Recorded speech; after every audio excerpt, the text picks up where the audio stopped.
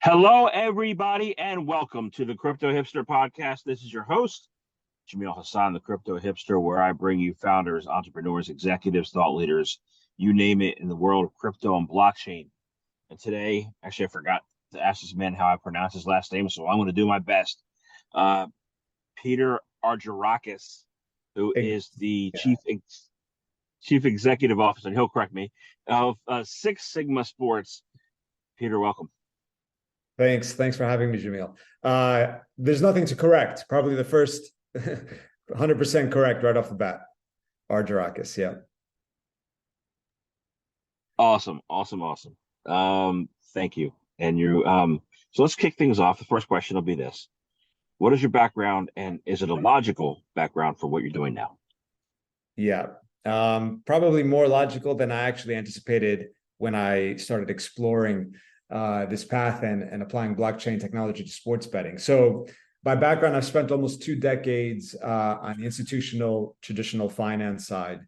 I was a trader at a buy-side investment firm for 7 years first, and then as a market maker at 2 investment banks. So handling debt instruments on the traditional finance side. Now, sports betting, I'd say, has a lot of parallels. Most of the parallels people first think about when it comes to trading is they're both mathematical. You're dealing with odds, you're dealing with markets. And not to nerd out on the finance for a bit, but actually when I started looking into the structure of the sports betting market, not having spent a career professionally in it, there are actually a lot more parallels in terms of specifically the products I was trading and how the sports betting market is structured. And in that, what I mean is in sports betting, you're not necessarily going to one liquidity center for a price. You have many prices across many sports books and many applications. And on our side as well, with the products we were trading at the desks that I was working at, you had a choice. You could come to us, you could go to another investment bank. You probably had at least 10 to 15 choices, if not more in some cases, of where you would go for pricing and for execution. So in that sense, it's not like trading Apple stock, but sports betting is very much trading like some of the products I used to trade. And that has implications for how sports books operators manage customers and how they manage the flow and the way they manage their own risk. So that's, in that sense, when I started peeling back the onion, I was surprised to find even more similarities than I initially suspected. But yeah. Your LinkedIn profile says markets, trading, investments, sports betting, CFA, or blockchain. You don't really see that combination of CFA with the sports.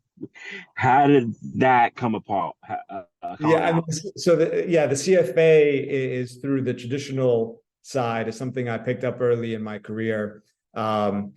And shortly into my first role as a trader at the investment firm.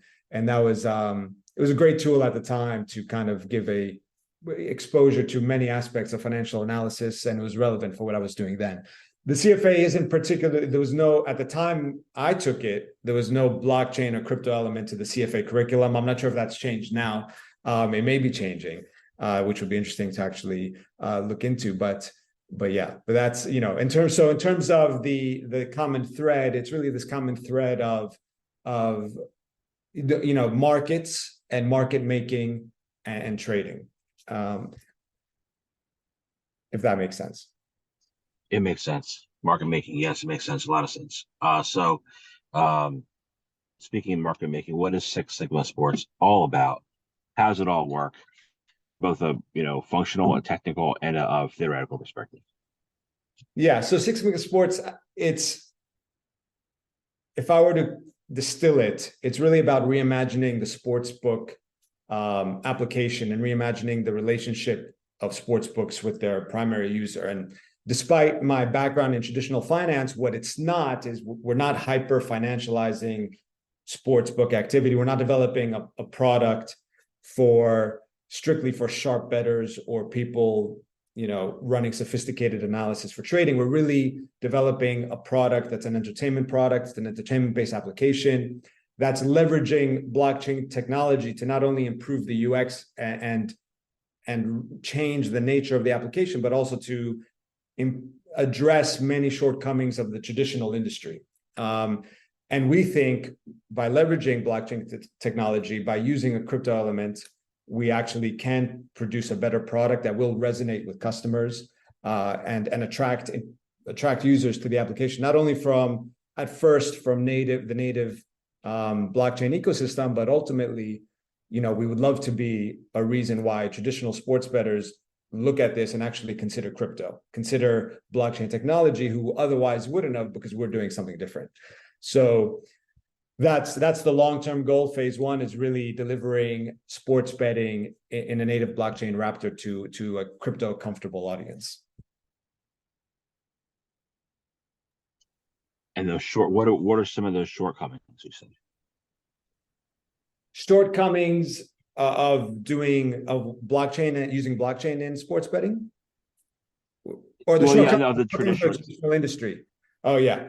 So I think there are multiple levels to that. There's really the business model and the customer relationship with the operators, which is very one way in terms of value accrual. It's really, everyone knows the odds over the long term are not in favor of the customer. They are in favor of the house. The way the traditional industry is currently managed is very much a transplant of the casino retail model. It's kind of like the pit boss model, where most, not all, but most sports books, they manage their risk, not by actually manage the betting risk that they're taking, they manage the customer, right? So we've seen this trend in the industry, and I think it's gotten worse, not better, where sports books, they discriminate or manage customers to the extreme through limiting bets or blocking the platform accessibility and even in mature markets like the UK and the US, and that's how they manage their risk. There are a couple operators in the traditional industry pioneering a more financial approach to risk management. Circa and Pinnacle in the US are two of them, but that's really the exception, not the rule. And actually the DraftKings CEO recently posted on Twitter what they could do better, and there was a lot of comments about this very topic, about the way they manage the customer and how they don't manage the risk. And you also have a lot of bait and switch tactics. By that I mean something that would typically, that at least would lose you customers in my old job if it wasn't actually crossing the line into questionable behavior or market manipulation. But in sports betting, it's totally acceptable from the operator's perspective to have a user open up what they want to do, bet X amount. So I want to bet $500 on this event, and then the sports book comes back basically saying, thanks for that information, but you can only bet $7, right? So they're managing their risk based on managing the customer. They're not managing the risk in other ways that you can manage your risk, which is a more financial markets approach to risk management, but very doable in sports betting. Also, there's been very little product innovation in the sports betting traditional industry. Apps generally look the same. I think if you pull up any app, 9 out of 10 of them will look the same. They also feature-wise generally compete on the same feature set. I think in-play betting was probably one of the few innovations, which has its drawbacks too, but one of the few innovations, in recent years. What we're doing is we're totally reimagining the product and reimagining the user's positioning in that product and the feature set. But I just want to see if you have any questions, or did I address the question about the traditional industry and the shortcomings there? I know you have. I used to do fantasy sports on DraftKings. and I used to put my credit card, take my credit card and be able to build a fantasy lineup. And they changed that, right? Mm-hmm. They changed that this year where it has to be a debit card, and in my state there's restrictions. So I would think that you solve for some of that, management, and then I would think that, so I wonder how if you do, and then also what are some other, betting issues that with use cases that you've solved so far? Yeah, so I'd say we are solving for some of that. I will say though, just to clarify, this is not an extreme libertarian form of sports betting we're introducing. So the application is going to be KYC and AML compliant. The application layer is going to deploy best practices in that regard. The other, what I would call table stakes issues that the technology really helps us solve, and this is even relevant when you look at how much sports betting actually goes to the offshore market and the real spectrum of quality or lack thereof that exists in offshore operators. But you do have issues of trapped cash. You do have issues of extremely slow settlement or difficulty withdrawing funds from a lot of operators. And this is one thing blockchain neatly addresses, is that it increases the transparency drastically.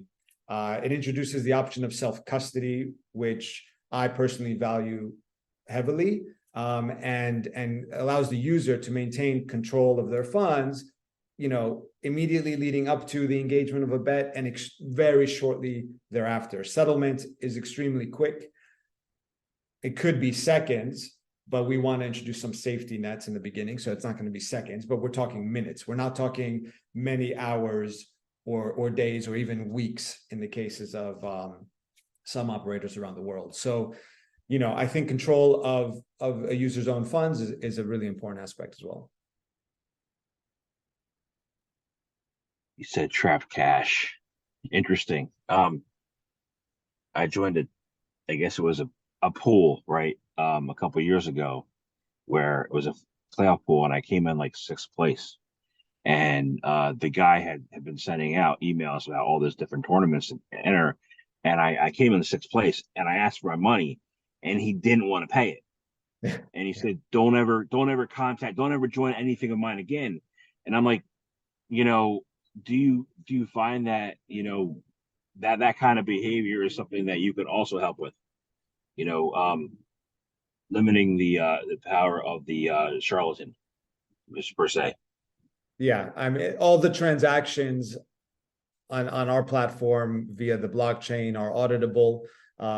So it is public, and users will have full transparency into their engagements, into timing of settlement, and their funds. So that situation should never arise on a platform built on technology like this. Excellent. I was hoping so. So in crypto, there's a saying, and this is particularly true with like exchanges like Binance and others. Say, don't bet against the house, right? What's the danger in betting against the house, and how have these dangers grown or subsided over the years, both in sports betting and in crypto, would you say? Yeah, I'd say that setting, don't bet against the house, really is based on the understanding that the odds are in the house's favor over the long term, and that's basically, that's the market, that's the rules. The other way to look at it, instead of don't bet against the house, is the house always wins, right? You hear that as well, the house always wins. So I think now, maybe it wasn't always true, but in mature markets where sports betting has become a very popular form of entertainment, I think now most people would understand that those odds, that advantage, also known as the VIG or the vigorish, that profit is built into the odds a user sees. So when a user goes on a sports betting app, the app might not be charging them an explicit fee, but sports books make money over the long run by overcharging for the probability of an event given the odds, and that profit is built into the odds. What we're doing is we are reimagining that model by recreating it with this technology, but we're also introducing the feature of allowing the user to participate at those odds as the house. So the user can step into the shoes of a sportsbook operator and actually benefit from that implied VIG that's built into the odds. And we're doing it in a way where we're taking where we most closely replicate the actual positioning of a sports book, which is unique, and I'll have to nerd out a little bit here to explain why that's unique and how other people sometimes actually use the phrase "be the house." Because up until now, it was relevant to describe some other activity because it was the closest comparison. So a lot of times you'll hear the phrase "be the house" when discussed by betting exchanges, for example. And betting exchanges exist in the traditional industry, and there are startup betting exchanges built on that model, based on blockchain as well. And by betting exchange, we mean an application that facilitates P2P betting, as opposed to one centralized sportsbook house or operator that you're going against. And sometimes you'll hear the house phrase used in that context simply because a user can make a price, right? So if you can make your own price, people loosely say, well, that's like being the house. In reality, though, that doesn't give you the benefits of being the house, because the benefits of being the house are much more nuanced than that. It's not just about being able to make your own price, which we believe that most of the your average retail user that is sports betting for entertainment is probably not that even interested in doing, right? They want to pick a directional winner. They want to bet on their favorite team. They don't want to be too preoccupied with building a spreadsheet and a model to determine if the right odds are 1.3 or 1.32. So what we do is we allow the user to participate not just on the pricing, but to actually benefit from the positioning of the house. And what do I mean by the positioning of the house? So being the house is not just about making your own price. Being the house is also about how you can offset risk and offset flow coming in on both sides of a bet, right? Which is not easy at all to do in any current application. And the way we do it is by, we've created an order book on the house side. So basically a way for you to participate and enter a queue of participation on the house side of the order book. So that order book then manages each user's engagement. And if you were to, for example, provide liquidity on a specific bet coming up, and let's say it was a money line, it was a win-loss draw on a football match, and it was Chelsea versus Man U, and you're first in the queue, and you take a bet on Chelsea. And let's say you take as much liquidity as you can provide on Chelsea. The order book keeps you in priority for the queue to then take the next bet that comes in on Man U or a draw. So you are actually positioned, should the activity and the flow come, right? You are positioned to actually benefit by being able to offset that risk. Now, it's not guaranteed. It really depends on the betting activity that's there. But for you to try and recreate this on any existing platforms would be quite challenging, probably impossible, because the times that we've tried it, you're actually blocked from either using offsetting bets or there are other impediments to doing so. And then if you were to extrapolate that to the next level, which is, let's say the sports book is very active and you take on a series of bets to your capacity, and everyone in the order book does, and you have offsetting risk. So, when you have offsetting risk, what does that allow you to do? It frees up capital, because, if you took a bet from John and you took an offsetting bet from Peter, well, you can step in between, and no matter what the outcome is, you'll take money from one and you'll pay out the other, right? So that frees up the capital that you initially used to take those bets. And what we allow is, should we have enough flow that the liquidity that's available in the order book gets used, you actually get positioned to recycle your initial capital. So, and take on additional bets to the extent you have previous offsetting risk. So I probably went a little down a rabbit hole there, but what we are allowing to just, I felt I needed to a little bit to just illustrate how this is a feature for sports bettors to engage with that you can't replicate elsewhere. And this actually puts you as closely as possible into the shoes of a sports book market maker of an operator. I will say, though, that it's not passive, right? It is very much designed to be a feature for people to engage with in the app. So you are actually choosing not just the leagues and sports, but even down to the bet that you want to engage with. So you can engage on a money line bet, on a win-loss draw, but not on first to score or something else. So it's really, it gets down to a granular level. So you're not doing prop bets, you're doing the spread bets. We are going to introduce, we're probably not going to have prop bets on V1, but we are planning on introducing prop bets. We are planning on introducing parlays, also a way for users to, if you want to participate as the house, to also actually create and offer your own parlay. So we are introducing, we're starting with our MVP is really going to cover pre-match, the popular pre-match bets before we start introducing other types of bets and more sophisticated bets. We're also going to start with focusing on football and cricket before we start introducing other sports as well. And by football, I mean, European football. That's good. My favorite bookie in Europe was this guy in Santorini, Greece, in Santorini, and he has a bakery shop. He makes Luca-Matis, which is his donuts with chocolate infused. It's awesome, but it's also a bookie. So, but you talked about something that might be useful in all of crypto.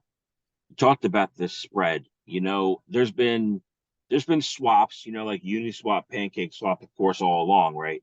And there's been, DeFi, which has come under fire, but not regulated or not, structured DeFi. But making that spread that you just discussed, how could that be a game changer or market making in DeFi across the crypto world, not just in sports betting? I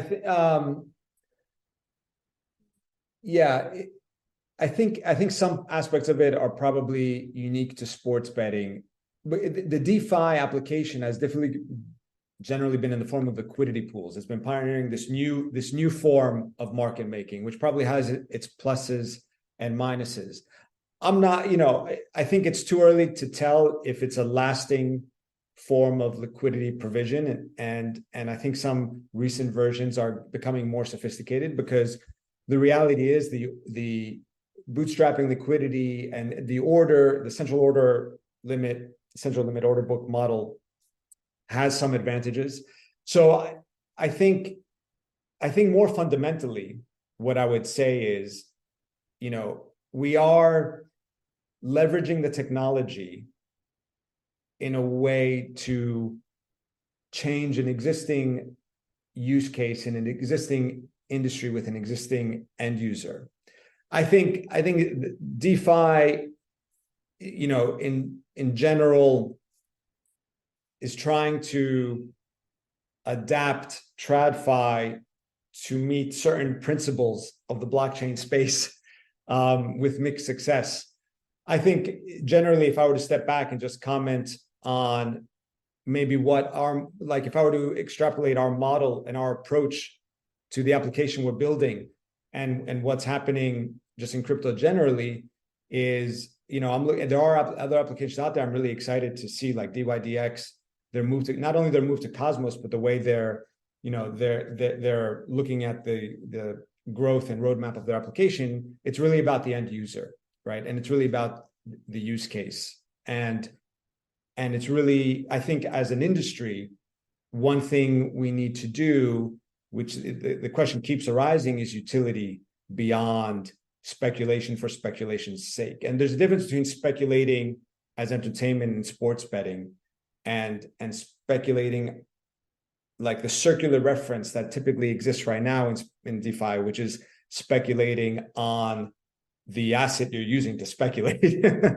So it's I think we need to be focused on the end user. We need to be focused on how we can use the technology to do something differently, to do something better, and to actually attract more users from the traditional world and the traditional, for DeFi, the traditional finance world as well. I think some of the experimentation that's happening in DeFi is pioneering, and it's great to see.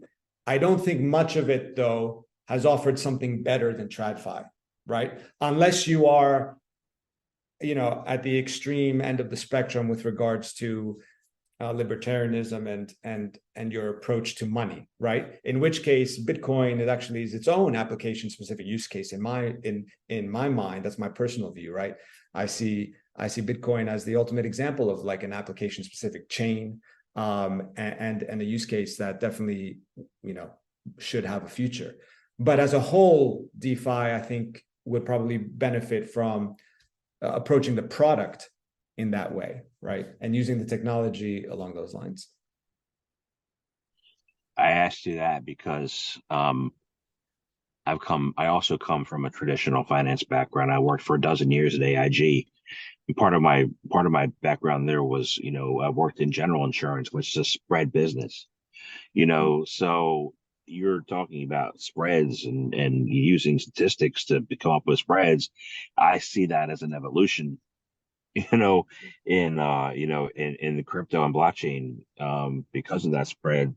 And so that's why I wanted to ask you that. But in addition to that evolution and disruption, you are creating a decentralized sovereign blockchain, right, for online gaming, right? Where are you going to disrupt? Where are you currently disrupting, and what do you see with brick and mortar and online, and both, for the future of what you're building? Yeah, I think the whole online industry is disrupting brick and mortar sports betting. I think in terms of our application, I think we very much will be a disruptor for online sports. I think we, also have the potential to pioneer fantasy. I mean, you mentioned fantasy, and we do have one eye on what's happening in the video game world and the NFT world. And one area we're gonna explore in the future, but we think is very promising, is actually the integration of an app like a sports betting app like Six Sigma and NFT fantasy, for example. So imagine being able to use your NFT sports person that you own in a video game, and then also use your fantasy team in sports betting, right? And have that be the same asset that's used not just in the video game, but also in a sports betting app. So there is other technology in the blockchain space, NFTs and fantasy, that could really lead to some pioneering applications in the future. I don't think the technology and integration is really production ready there today, but it's definitely an area to explore. So, but I think this is going to be disruptive for the whole online industry. Awesome. So you have a recent a launch. You're not under stealth anymore. You were having this podcast, so you're not under stealth. But I want to know, and I'm hoping the bear market ends sometime soon, maybe next year. Within this next year, what does your roadmap look like? What do your plans entail? What's your short, medium, and long term game plan here? Yeah, so short, medium. So right now we are in the midst of a soft mainnet launch.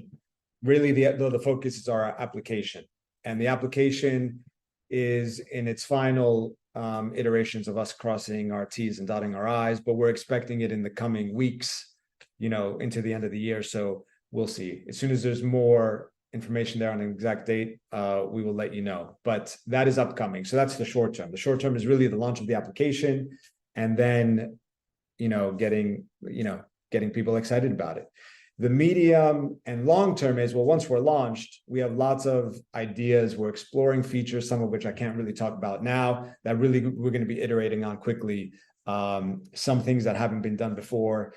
And we're really it's going to be about quick iteration. It's going to be about getting the product into users' hands and going from there. Long term, we want to really develop a product that not only has feature parity with existing traditional apps, but exceeds them with features, some of which we've discussed here, and really be a reason why a traditional sports bettor would consider crypto, whereas they didn't consider crypto before.